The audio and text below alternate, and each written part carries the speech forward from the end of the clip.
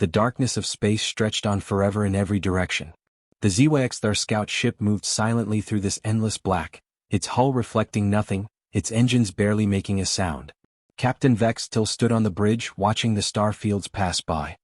He had been commanding this small vessel for 3 years now, and most days felt routine. Scan the sector, check for threats, report back to command. Nothing exciting ever happened out here. Then something changed. The sensors started beeping. Not the gentle hum of normal background radiation, but an actual alert. Officer Krell, who sat hunched over the sensor console, turned his elongated head toward the captain. "Sir, we have a contact. Small vessel, dead in the water about 5,000 kilometers ahead." Dead in the water meant no power, no signals, no life signs detected.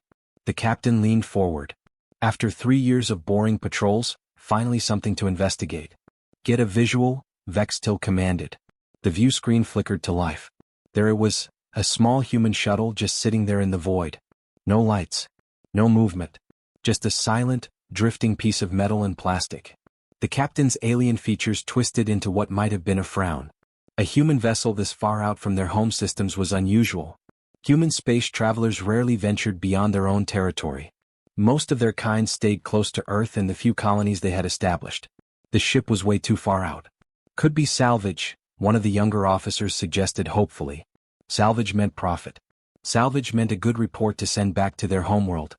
Captain Vex still wasn't so sure. Something about this felt off. But he couldn't just ignore it either. That's not what scouts did. Prepare a boarding team. Full gear, weapons ready. We don't know what we're walking into. The crew moved quickly. These were trained soldiers, used to following orders without question. They checked their weapons, sealed their suits, and made their way to the docking bay. Within minutes, the small landing craft was ready to launch. The shuttle docked with an audible clang. The airlock hissed open, and the boarding team stepped through into the human vessel. It was dark inside. Emergency lights cast everything in a dull red glow. The air tasted stale to the HFY's sensitive olfactory sensors. No one had been breathing here for hours, maybe longer. Their weapons raised, they moved deeper into the ship. The cockpit was at the front. Captain Vex still pushed through the narrow corridor first, his large frame barely fitting through the human-sized passages. Then he saw her. A young human girl, slumped in the pilot's seat, unconscious. She couldn't have been more than 14 years old. Golden hair, matted with sweat, hung across her pale face. She wore a flight suit marked with symbols the HFY recognized immediately, Alliance military insignia. But that didn't make sense. A human child this young, out here alone, wearing a military uniform? "Captain, look at this," Officer Krell called from the back of the small ship. The girl's belongings were scattered across a storage compartment. Clothing, food rations, water bottles, personal items. It looked like she was traveling somewhere on purpose. Like she was supposed to be here.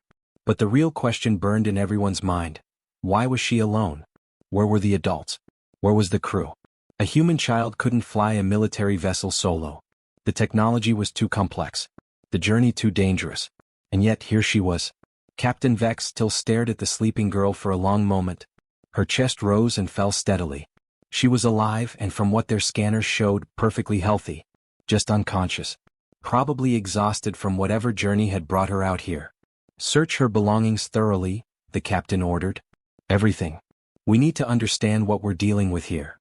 The crew moved into action, carefully opening compartments and examining contents. What they were about to discover would change everything about how the HFY understood humanity. But for now they had no idea. They were still just confused aliens trying to make sense of a strange situation. The girl's backpack sat on the floor, worn and faded from use. It held the answers they were looking for. They just didn't know it yet. Officer Krell approached the worn blue backpack with careful movements. His claws, sharp and precise, worked at the zipper slowly. The HFY were naturally methodical creatures. They didn't rush. They didn't take chances. Everything was done with purpose and caution. The backpack opened with a soft sound, revealing its contents layer by layer. First came the practical items. A water bottle, half empty. Protein bars wrapped in metallic packaging. The kind of rations that humans ate on long journeys through space. Nothing unusual. Nothing surprising. Krell set these items aside on the deck, cataloging each one mentally. Then he found a personal data pad, the screen dark and inactive. He pressed it gently and it flickered to life, showing pages filled with sketches and handwritten notes. The girl had been drawing during her travels. pictures of star systems, notes about navigation points, doodles of planets and spacecraft. It painted a picture of a young mind trying to pass the time on a long journey. But then Krell's claws froze mid-motion. His three eyes widened. For a moment he couldn't move, couldn't breathe, couldn't think. There, folded with absolute military precision, was a uniform. Not the casual flight suit the girl was wearing. Not training gear. Not something a cadet would wear. This was a dress uniform. An official Confederation Defense Fleet officer's dress uniform. The kind worn only by high-ranking commanders for formal ceremonies and important meetings. Krell's mandibles clicked together in alarm, a sound like bones rattling in a box. The other officers turned to look at him. They could sense his sudden tension, the shift in his body language that screamed something was wrong. Very wrong. "Captain," Krell said, his voice steady but edged with worry. He held the uniform up carefully as if it might explode if he moved too fast. "You need to see this." Captain Vextil moved closer. His large frame bent to examine what Krell held. The uniform was pristine, freshly pressed, carefully preserved. It smelled faintly of cleaning chemicals and preservation spray. Someone had taken great care packing this. The captain's eyes, all three of them, focused on the sleeve. There, woven into the fabric with golden thread, was a rank insignia. Not just any rank. A commander's rank. The highest military authority among human forces. The captain's blue skin began to change color. It flushed from its natural pale blue to a sickly gray. Then to something almost white. The transformation was immediate and involuntary. Fear does that to the ZYXR. Their biology responds to danger by changing their skin color, a trait they couldn't control even if they wanted to. It was like their bodies had a mind of their own. "No," Captain Vextil whispered. "That's impossible." Officer Krell carefully turned the uniform to reveal the serial code woven into the inner lining. It glowed faintly in the dim light of the ship's corridor. A luminescent code that could be scanned and verified. Krell pulled out a portable scanner from his equipment belt and passed it over the code. Information flooded across the small display screen. The captain leaned in closer, reading each word carefully. His skin grew even paler. His eyes seemed to bulge slightly from their sockets. Around the bridge, the other officers sensed the shift in atmosphere. Something bad had happened. Something they didn't yet understand, but something that terrified their captain. And if the captain was scared, they should be scared too. "The serial code matches a commander stationed at Centauri Command," Vextil said slowly, as if speaking each word carefully would somehow change the truth of the situation. "This uniform belongs to someone important. Someone very important." The crew exchanged nervous glances. Centauri Command was the central headquarters of the Confederation Defense Fleet.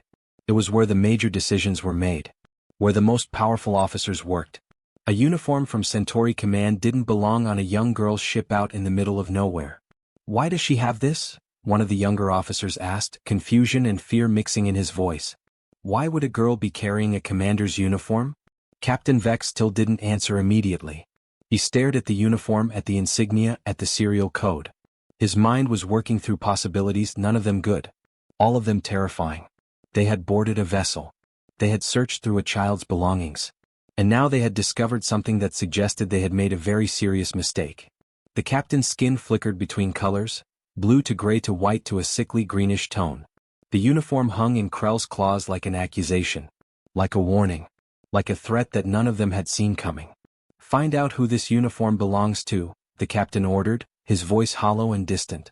"And find out right now." The girl's eyes opened slowly. For a moment she seemed confused, disoriented by the unfamiliar surroundings. Then clarity returned to her gaze. She blinked several times, taking in the sight of the alien crew members standing around her. Most humans would have screamed. Most would have panicked. Most would have been terrified beyond reason. But this girl simply sat up in the pilot's seat, brushed the hair from her face, and looked at them with calm curiosity. "You can stop worrying," she said, her voice steady and clear. She spoke in perfect Confederation standard, the universal language used across all known space. "I'm okay. I'm fine really. You don't need to be concerned." The aliens exchanged shocked glances. She wasn't scared. She wasn't calling for help. She wasn't acting like a frightened child at all. She was acting like someone who had been around alien species her entire life. Someone comfortable in their presence. Captain Vextil's skin flickered with uncertainty. "You speak our language," he said, though it wasn't really a question. "Standard?" the girl replied with a small smile. "Everyone speaks standard." It's not that difficult. She stretched slightly, working the stiffness out of her shoulders from being unconscious. I'm Rebecca Mitchell, by the way. And before you ask, yes, I know I'm in an unusual situation. But I can explain everything. The captain gestured for her to continue. Part of him still didn't believe what was happening. A human girl, alone in space, calmly conversing with a ZYX-Thar military crew. Rebecca took a breath and began her story.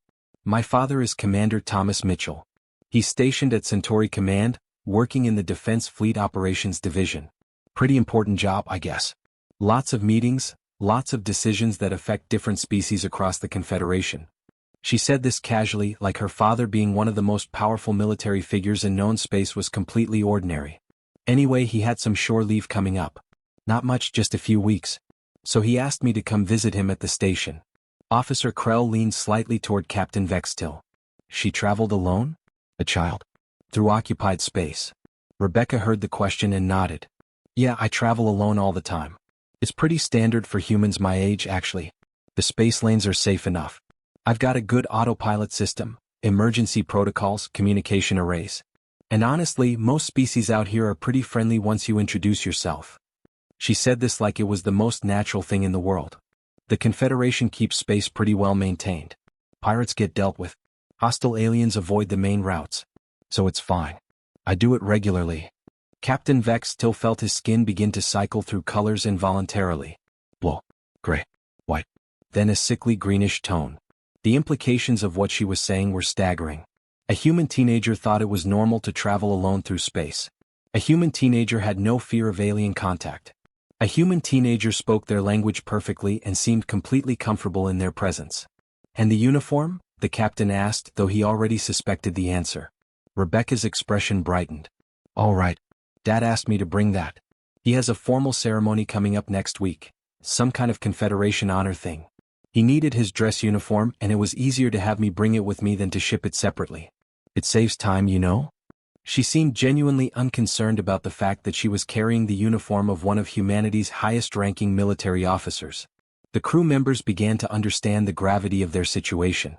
They hadn't just boarded a human vessel. They had boarded the ship of a human child. A human child whose father was a commander. Not just any commander, but someone important enough to be stationed at Centauri Command. Someone important enough that his daughter could travel through space alone without fear. Someone important enough that his daughter could speak alien languages fluently and remain calm in the presence of armed extraterrestrial soldiers. Captain Vextil's 3 eyes fixed on Rebecca with a new understanding. The ZYX-Thar were a respected species, ranked reasonably well in the Confederation hierarchy. They had technology. They had military power. They had influence. And yet, this teenage girl, this single human child, represented something they had fundamentally misunderstood about humanity. She wasn't afraid because she didn't need to be afraid. She traveled alone because her species had secured space enough that a teenager could safely navigate it. She spoke their language because humans were confident enough to learn and interact with alien cultures. And she carried her father's uniform like it was the most ordinary thing in the galaxy. Rebecca yawned and stretched again. So what now? Are you guys going to help me get to the nearest station? I'm supposed to meet my dad in about 3 days and I'd rather not be late. He's usually pretty busy, and this shore leave is limited. The captain looked at his crew. Their expressions mirrored his own internal state, a mixture of shock, fear, and dawning realization. They had encountered not a primitive species but something far more complex. They had encountered human normalcy. And in that normalcy lay a truth more terrifying than any weapon. Rebecca moved around the small ship's cockpit with easy familiarity.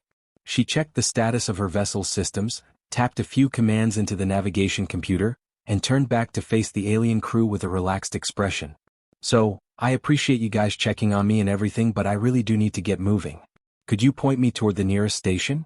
My navigation system took some damage during the power fluctuation, and I'd like to get it repaired before I head to Centauri. Captain Vex still found himself nodding automatically, even as his mind struggled to process what was happening. This girl wasn't scared. She wasn't demanding protection. She wasn't begging for help or showing any sign of distress. She was simply asking for directions like she was at a local market on her homeworld, not stranded in the middle of space surrounded by armed aliens. Your ship is quite impressive actually, Rebecca continued, moving toward the airlock that connected her vessel to the ZYX-Thar scout craft. The efficiency of your navigation systems is really elegant. Not as advanced as ours, but elegant in design.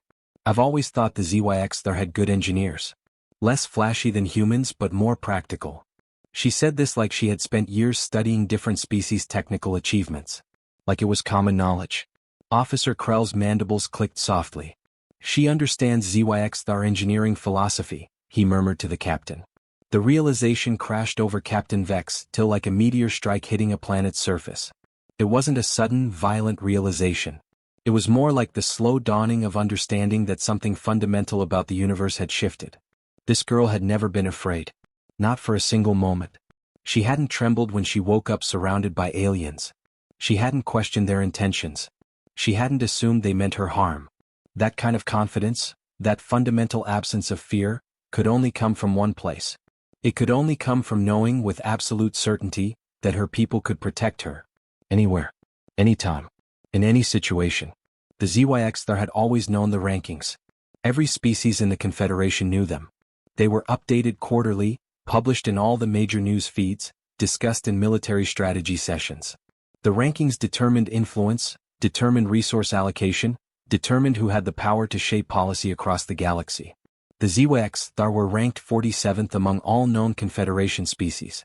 It was a respectable position. Better than average. They had influence in certain sectors. Their military was well trained and equipped. Their technology was solid. They were taken seriously at Confederation meetings. Humans were ranked 12th. Captain Vex Till had always understood that number intellectually. He had read reports about human military capabilities. He had studied their technology. He had even attended briefings about human expansion into new sectors of space. But he had never truly felt what that ranking meant until this moment. Rebecca leaned against the navigation console and asked casually, "Do you guys use parallel processing in your stellar navigation systems, or do you stick with sequential computing?" She was genuinely interested, asking about their technology like she was speaking to fellow engineers at a conference. Like the species and rank differences between them were completely irrelevant. The captain tried to formulate an answer, but his mind was elsewhere. He was thinking about what her confidence meant. He was thinking about what it implied. A human girl could travel alone through space because humans had made it safe. Not just for themselves but for everyone in the Confederation. Humans had enough military power, enough influence, enough control over critical space lanes and strategic positions that they could ensure security across vast distances. The ZYX are ranked 47th. Humans ranked 12th. But those were just numbers on a page. What those numbers really meant was that humans had the power to enforce their will across the galaxy. They had the power to protect their citizens, even their teenage daughters, with such completeness that fear had become irrelevant. One of the younger officers, a junior ensign named Vrel, whispered something to another crew member. Captain Vex still caught the words, "We're not even in their league." The captain didn't correct him. Because it was true. The ZYX there had always viewed the ranking system as a measure of importance. A measure of power. A measure of how much say a species had in Confederation decisions. But standing in this small room, looking at this calm, confident human girl who had never once questioned whether she would be safe, the captain understood something deeper. The ranking wasn't just about military power or technological advancement or political influence. It was about something more fundamental. It was about security.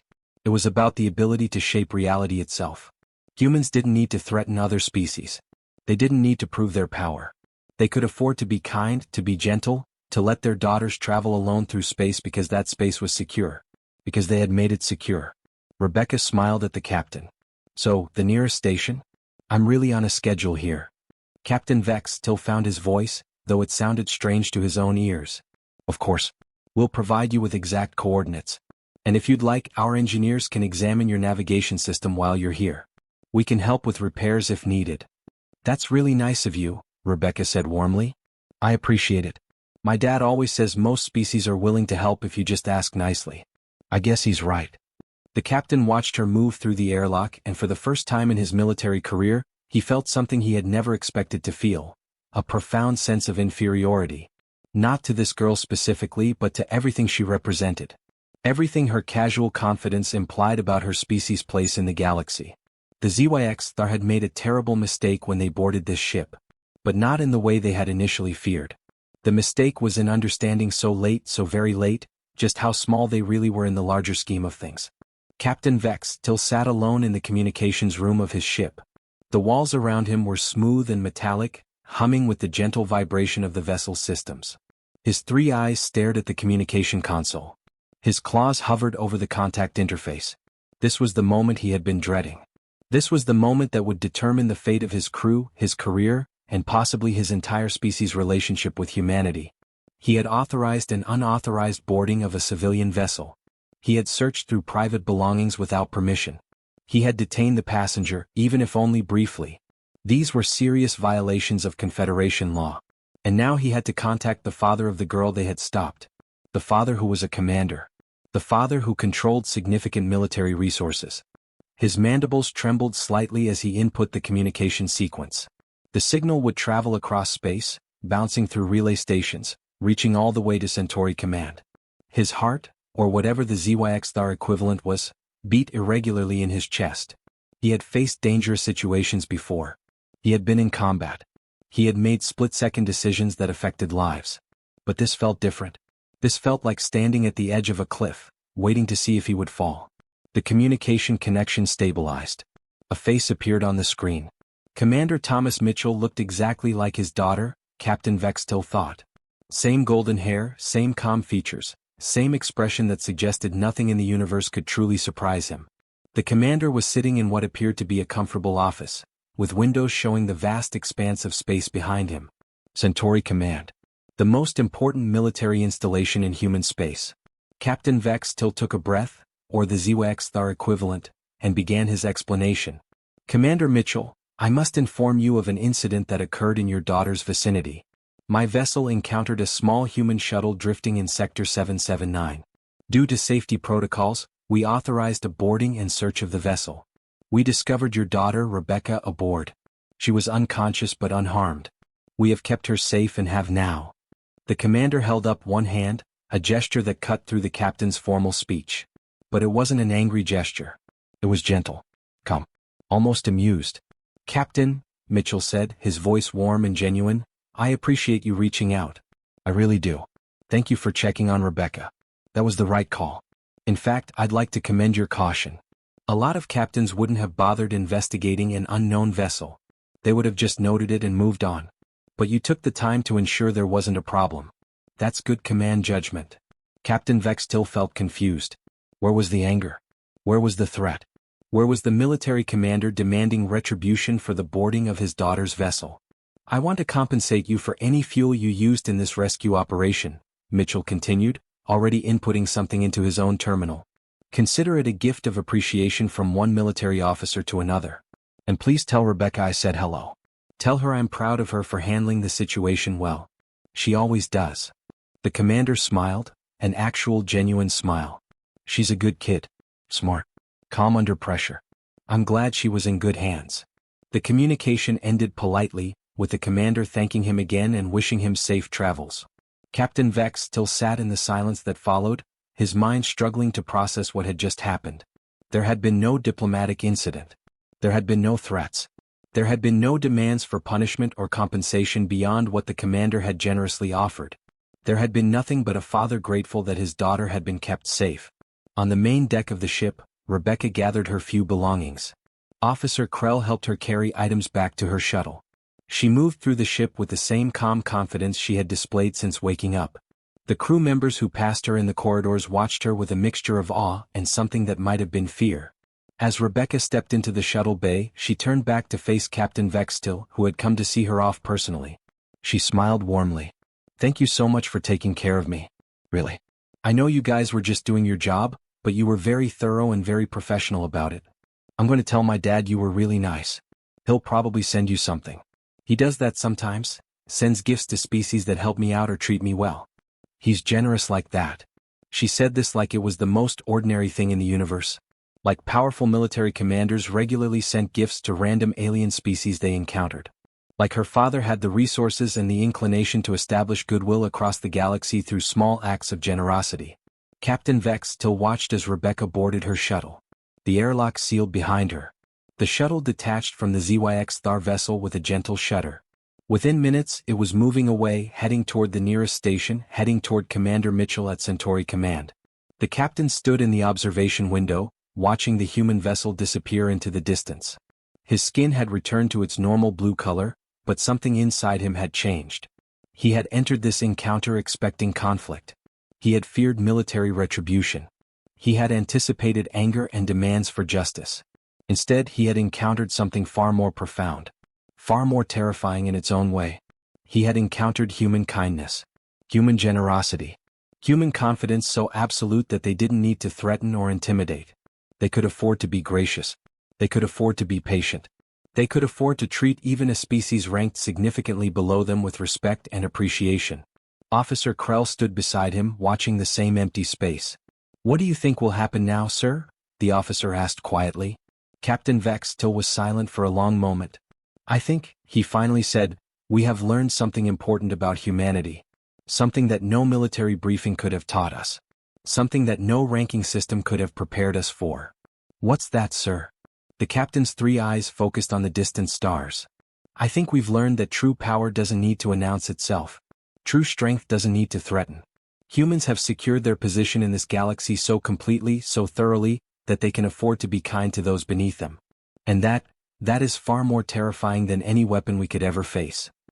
He paused, then added quietly, "And somehow, that knowledge makes me respect them more than I ever would have respected fear." The ZYX-THAR crew stood together in the observation window, understanding that they had witnessed something profound. They had encountered not just a species but a philosophy. A way of being in the universe that transcended military might and technological advancement. They had encountered humanity at its finest, confident, kind, and absolutely secure in its place among the stars.